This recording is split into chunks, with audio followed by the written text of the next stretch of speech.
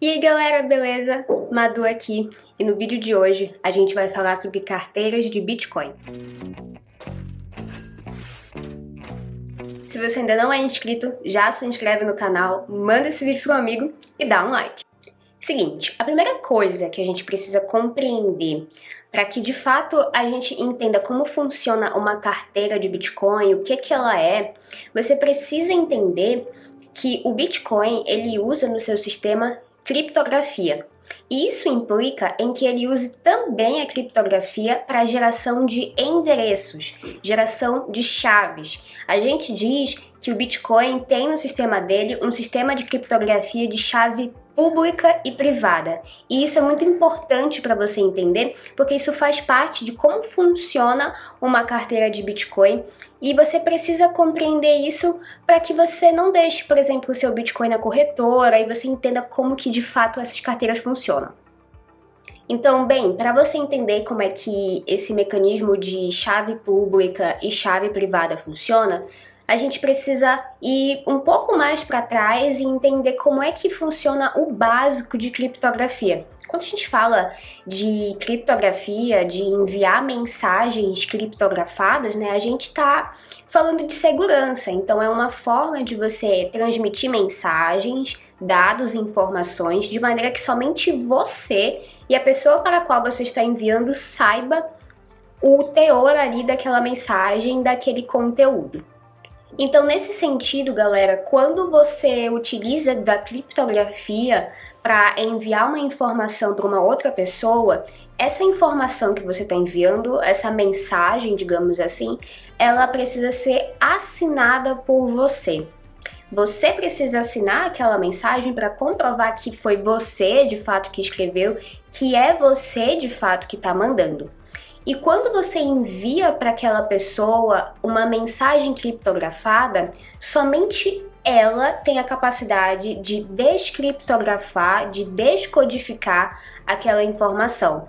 Então, mesmo que de repente no meio do caminho essa mensagem passe por uma outra pessoa ou enfim, uma outra pessoa ali no meio, somente para quem você enviou é quem conseguirá descriptografar, né, descodificar a mensagem. É como se somente aquela pessoa tivesse a senha do cofre para abrir aquele cofre, né? Tivesse a senha ou tivesse a chave do cofre.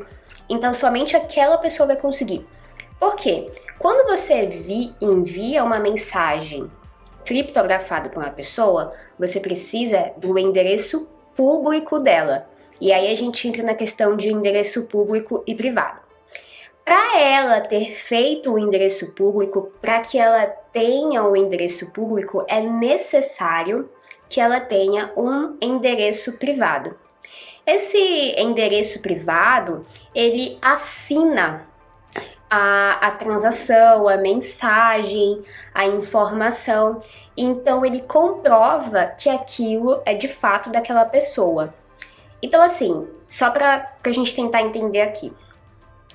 Para você ter o endereço público, um endereço que você pode enviar para uma pessoa, para que você possa receber dela mensagens criptografadas, é essencial que você tenha um endereço privado, que ele vai servir como uma assinatura comprovando de que você é o dono daquele endereço público.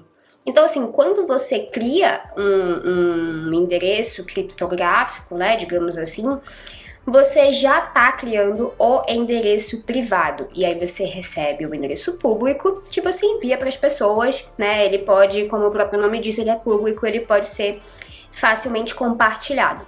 Já o endereço privado, ele é a tua assinatura, ele é o que comprova que você é o dono daquela mensagem ou que somente você pode abrir aquela mensagem. Ele é quem comprova que foi você que escreveu, que foi você que enviou. E no caso de uma transação de Bitcoin, o endereço privado, ele serve para você para confirmar a autenticidade daquela transação e ele serve também como uma senha de acesso para os teus bitcoins dentro da blockchain. Porque caso talvez ainda não tenha ficado claro na sua cabeça, O Bitcoin, ele fica na blockchain, ou na time chain, como vocês queiram chamar. Então ele não vai sair da blockchain e ir para uma carteira, ou então sair da blockchain e ir para uma exchange, uma corretora de criptomoedas e depois ir para a tua carteira. Ele vai ficar sempre lá, sempre na blockchain. E quando você cria uma carteira de Bitcoin, você tem esses dois tipos de endereço que a gente chama de chave pública e chave privada. Essa chave privada, ela é mostrada para você no momento em que você cria uma carteira como uma seed, ou seja, uma senha de acesso, que são várias palavras, são de 12 a 24 palavras, todas em inglês. Então, quando você faz ali uma carteira, até mesmo no seu próprio celular, você recebe uma seed, que é um conjunto de palavras que serve como a tua senha de acesso. Esse conjunto de palavras, ele é mostrado para você como várias palavrinhas ali em inglês, para facilitar para o usuário que ele perceba que aquela ali é a chave privada dele. Já a tua chave pública é aquele endereço público que você utiliza para fazer transações, que pode começar com B, a maioria dos endereços públicos de Bitcoin, eles começam com BC1, e aí é um aglomerado de letras e números. Então esse é o teu endereço público que você utiliza para enviar para as pessoas, para elas transacionarem Bitcoin com você. E o teu endereço privado, ele é mostrado para você na espécie de seed, que é um conjunto de palavras. Qual é a importância disso? Pelo teu Bitcoin estar na blockchain, você precisa ter esse conjunto de palavras, né, essa seed, essa chave privada, para confirmar que você pode ter acesso àquele saldo de Bitcoin, aquela porcentagem, aquela fração que é sua. Então, você precisa desse endereço. Então, por exemplo, se eu fizer uma carteira de Bitcoin aqui no meu celular, eu vou receber a minha seed, o meu conjunto de palavras. Mas, e de repente, se alguma coisa acontecer com o meu celular, se eu resetar ele, ou se ele for roubado, ou alguma coisa assim, eu posso de repente comprar um outro celular, baixar uma outra carteira e inserir lá aquele conjunto de palavras que vai servir para mim como uma senha. E aí eu vou ter acesso de novo ao meu saldo, à minha porcentagem de Bitcoin. Porque ele está na blockchain. A wallet que você tem no seu celular, por exemplo, ela serve somente para guardar com segurança essa chave privada e para facilitar para o usuário que ele consiga ver o saldo dele, que ele consiga fazer transações. E aí a gente vem para uma coisa muito importante. Por que eu tô te dando todo esse contexto de chave pública, de chave privada, né? Por que eu não tô explicando logo o que é uma carteira e tudo mais, né? Quais são os tipos, existem vários tipos, a gente vai falar sobre isso. Por que eu tô te falando isso? É para que você entenda que a partir do momento em que você cria uma carteira de Bitcoin, ela que vai te dar com aqueles dois tipos de chave, né, no caso a chave privada, é ela que vai te dar o teu poder de acesso àquele saldo que é teu. Ela que vai te dar a possibilidade de pegar aquele saldo, enviar para outra pessoa, né, você fazer transações e tudo mais. Então ela que te dá o acesso àquela fração sua de Bitcoin que está lá na blockchain. Então a tua carteira, quando ela te dá a tua chave privada, ela permite que você faça isso. E com essa chave privada, pelo fato de você ter uma chave pública, é essencial que você tenha uma privada, né? Com isso você assina também as tuas transações e tudo mais. Então, quando você cria uma carteira, o processo de criação ele é muito fácil, a gente pode fazer até um tutorial sobre isso depois. Você recebe lá a chave pública e a chave privada, você não precisa fazer isso manualmente, você não precisa criar uma e depois outra. Não, nada disso. Hoje as carteiras de Bitcoin, muitos aplicativos de wallets e tudo mais, eles têm uma experiência para o usuário que é bem fácil. Então você não precisa se preocupar com essas coisas técnicas, porque se você for um iniciante, quiser ter uma carteira no seu celular, é só você baixar e criar uma, porque é muito fácil. Você não precisa fazer ali manualmente, criar 2 tipos de endereço, um público e um privado, nada disso. Mas qual é a importância de eu te falar sobre isso? Tem muita gente que deixa Bitcoin na exchange, por exemplo. E qual o mal disso? É que a exchange é quem é que tem a posse dos Bitcoins teoricamente. Porque se você tem uma carteira que é sua, você tem o seu endereço público e o seu endereço privado, ele confirma que a posse daquela fração ali de Bitcoin é sua, você pode transacionar, você pode fazer o que você quiser. No caso, quem tem a posse dessa chave privada que garante o acesso aos Bitcoins que estão lá na blockchain é a exchange, não é você. A exchange, quando você cria uma conta lá, ela é somente uma plataforma de negociação, ela não é uma plataforma para você guardar moedas lá dentro. Ela é somente para você negociar moedas lá dentro.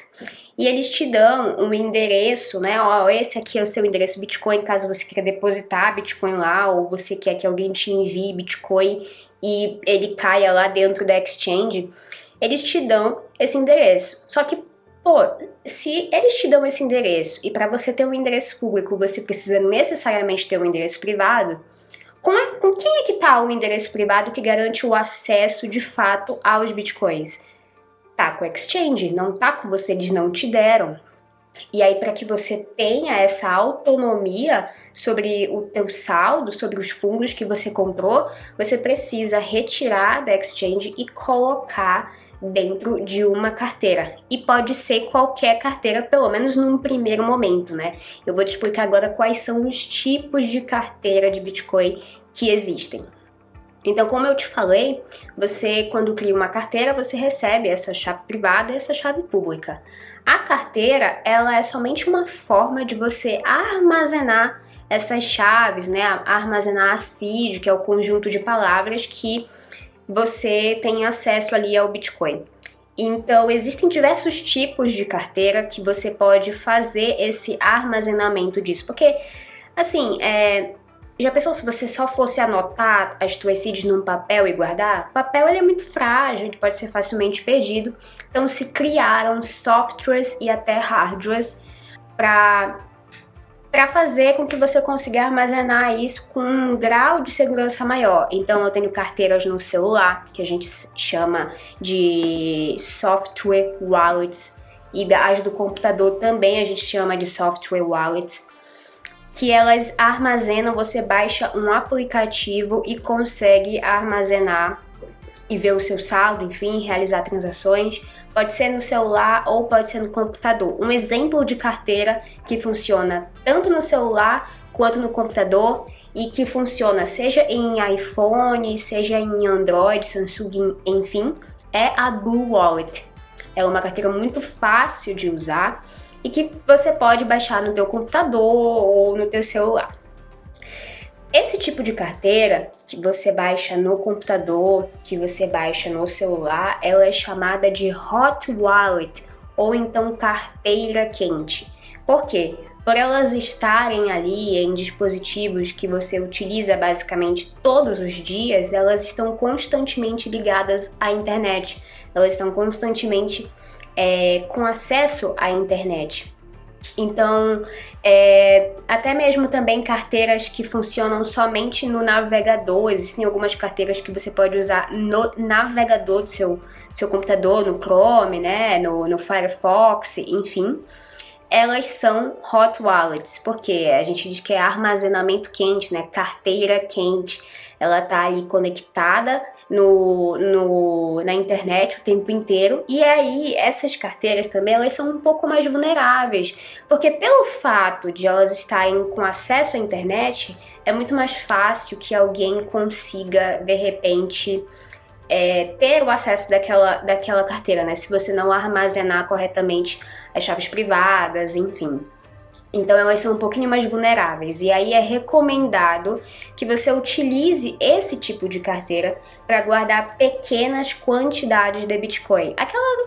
sei lá, pequena quantidade, aquela que você tirou da exchange e só não quer deixar na exchange, aí coloca primeiro numa carteira quente.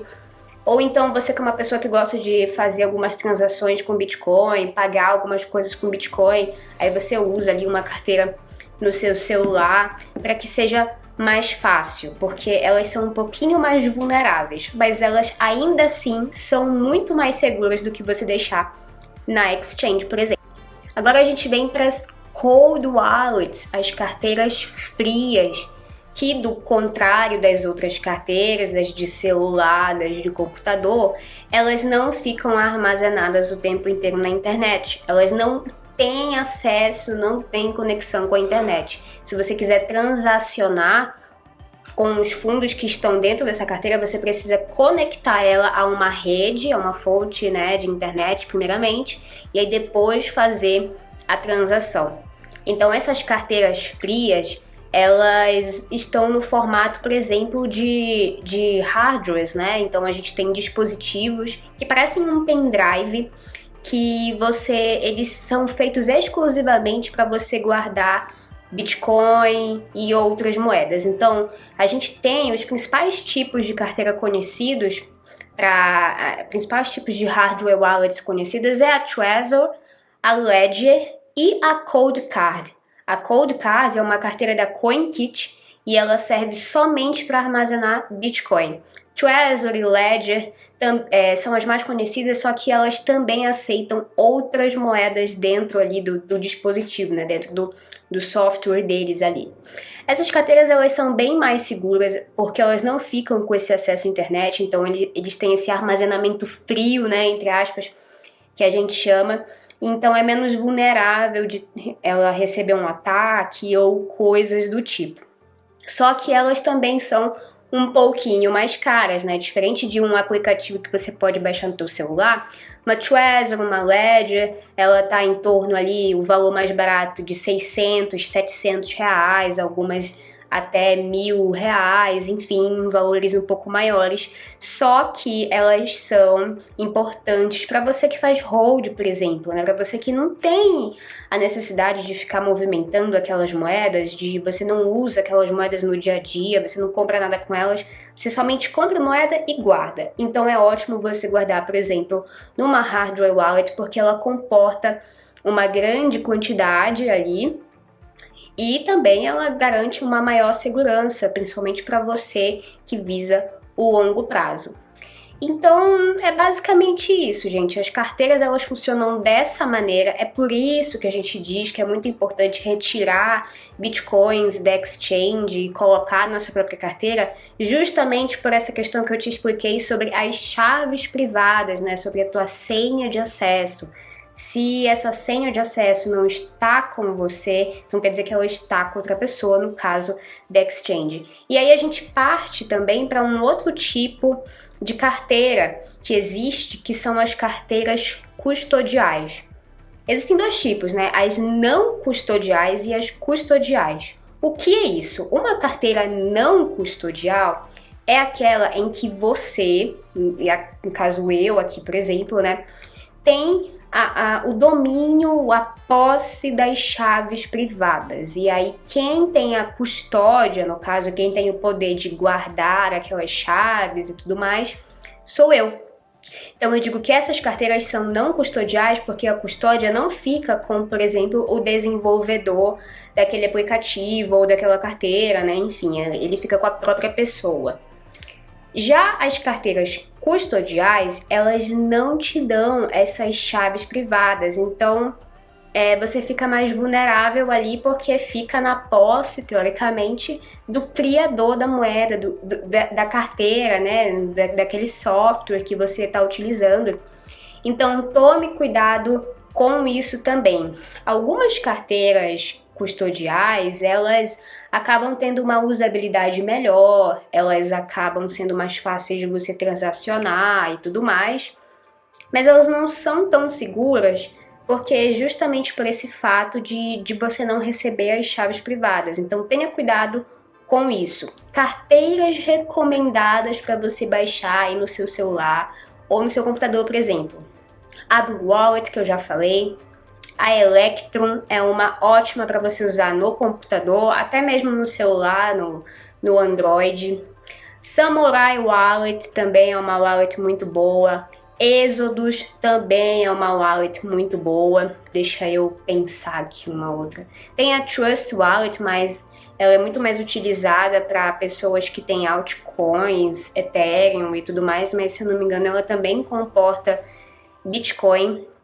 E tem as carteiras, as carteiras, né, de dispositivos físicos, Trezor, Ledger, Cold Card, e existem diversos tipos de carteira, né? Essa custodial, não custodial, carteira quente, carteira fria. Tem carteiras do Bitcoin que elas comportam somente a rede principal, que é a on-chain, e outras que comportam somente a rede secundária, que é a Lightning Network, e tem também como a Blue Wallet, que eu já te falei aqui, que comporta as duas redes. E aí a gente vai entender um pouco melhor sobre a Lightning Network nos próximos vídeos, porque são coisas diferentes, então a gente precisa ir com calma. Bom, é isso. Eu espero que vocês tenham gostado desse vídeo. Não esquece de dar o like e eu te vejo na próxima. Tchau, tchau. Espera um pouco, baby, abri o white paper. Fica difícil de enxergar com os meus olhos de laser. Eu sou um cypherpunk, eu tô de Nike Dunk.